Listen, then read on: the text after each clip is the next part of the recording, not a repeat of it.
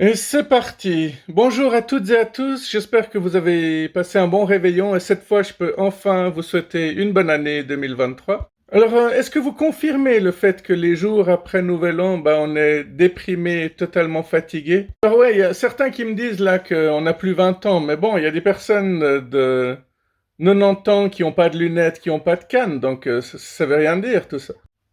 Mais ces gens-là qui disent tout le temps on n'a pas 20 ans, on n'a plus 20 ans, c'est des gens qui ont mon âge, mais qui ont soit perdu déjà tous leurs cheveux, soit qui ont les cheveux tout blancs déjà. Tout dépend si tu apprécies la vie ou pas, hein, finalement. Non, mais je conçois que le premier, le 2, le 3, c'est des jours où on n'est pas forcément bien. Surtout le un et le 2, en fait. C'est évidemment toute la fatigue qu'on a cumulée en fin d'année, et puis il y a beaucoup d'émotions aussi le soir du Nouvel An, donc faut récupérer tout ça.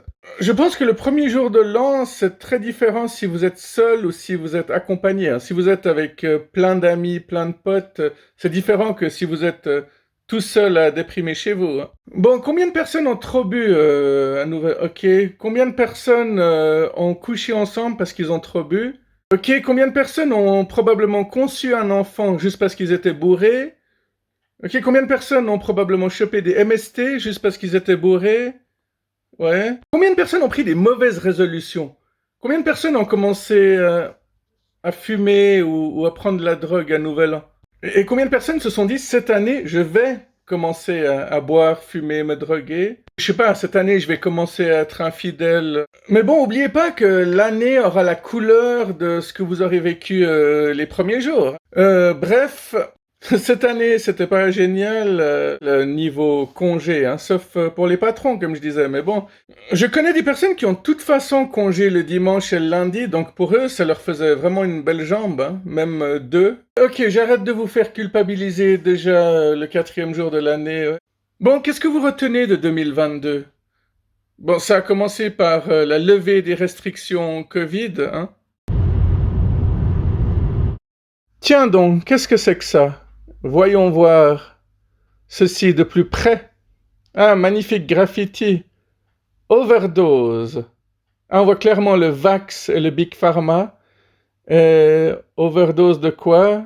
Voyons voir tout à droite. Pfizer, Moderna, AstraZeneca.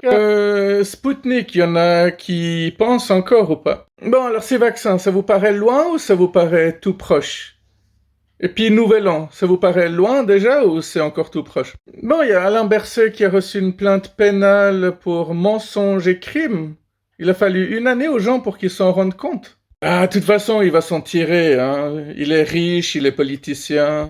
Et qu'est-ce qui s'est passé ensuite? Il y a eu la guerre Russie-Ukraine, ce qui fait que tout le monde a oublié le Covid, comme si ça n'avait jamais existé. Après, il y a eu la baffe de Will Smith, qui fait qu'on a oublié aussi qu'il y avait la guerre. Ensuite, il y a eu le jugement de Johnny Depp au tribunal, qui n'a rien fait oublier, je pense. Mais c'était effectivement une victoire pour tous les mecs qui disaient que c'était la première fois qu'un homme gagnait contre une femme au tribunal. Ensuite, il y a eu la mort de la reine. Et c'est fou parce qu'il n'y a même pas besoin de dire la reine de quel pays, tout le monde le sait. Donc le choc de voir qu'elle n'était pas immortelle, hein. Ensuite, on a commencé à nous emmerder en nous disant l'électricité, faut l'économiser, suivi de tout plein de mensonges habituels qui font que les riches continuent de s'enrichir et de nous manipuler. Et tout ça, ça s'est terminé quand même par du foot au Qatar, où plein de personnes disaient qu'ils allaient boycotter, mais ça n'a jamais autant été regardé, hein. Et enfin, certaines personnes m'ont dit qu'ils retiendront rien du tout de 2022. Parce que tous ces événements-là, ils en ont rien à foutre.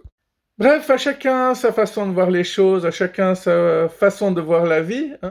La vie en général et puis la vie des gens en général. La mort de Pelé, c'était peut-être le coup de grâce pour certains. Une façon de mal finir l'année. Attendez, je vais essayer de prononcer correctement son vrai nom. Edson Aranz de Nascimento.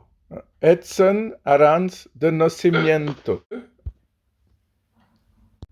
Voilà, je ne sais pas du tout ce que ça vaut. Je ne sais pas si ma première prononciation était plus juste ou la deuxième, si elles étaient pareilles ou pas du tout. Bon, pour ma part, je tiens à le dire, mais ce mois de décembre vient d'emporter deux de mes idoles quand même. Ça a emporté Jet Black, un de mes batteurs préférés, et Terry Hall, un de mes chanteurs préférés.